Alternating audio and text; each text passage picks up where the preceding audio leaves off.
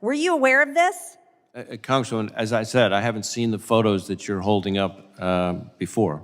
Maybe, well, I posted them on my Twitter account. It's public. You know, maybe I don't you guys spend a lot of time on Twitter. Well, you know, oh, I'm sure you do. Mr. Wray, do you remember on October 18th when the Capitol complex was illegally occupied, breaking same laws that you have hunted down Americans for from January 6th? Are you familiar with this?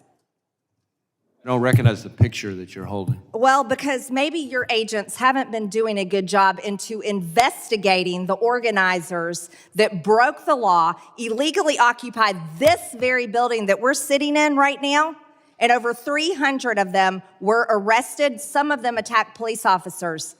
I haven't seen on the news where the FBI is hunting them down with helicopters, tanks in the streets, raiding their homes with flashbangs, targeting these people, watching these people, throwing them in jail for them to stay in pre-trial in solitary confinement for years before they ever face trial. You want to know what this says? I'll tell you. This is one of the organizers' phones, and this is a chat, and it says at the top, Global Intifada. Now, while we're talking about terrorism today, are you familiar with the term Intifada? I've certainly heard the term. Do you know the definition? I'm not going to try to define it, but It means Arab uprising or jihad. Are you concerned about jihad in this country? I am, and I have consistently testified to that effect. Yes, but are you interested in using the FBI? You are the director of the FBI. Do you hunt down terrorists in our country? Those that would be responsible for jihad? Absolutely, and that's why we've had jihadist-inspired terrorism at our highest national threat priority level since the day that I started as FBI director. Do you still use the Southern Poverty Law Center as a source? You use them. The FBI used the Southern Poverty Law Center as a source when targeting Catholics. Are you still using the Southern Poverty Law Center as a source?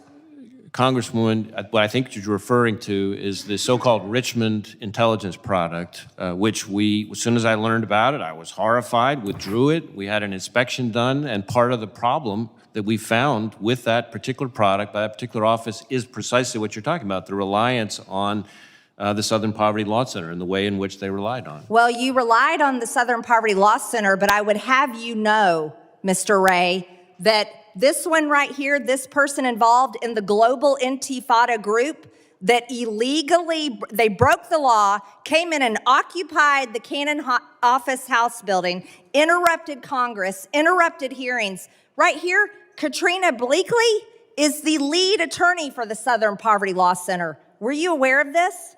Congresswoman, as I said, I haven't seen the photos that you're holding up before.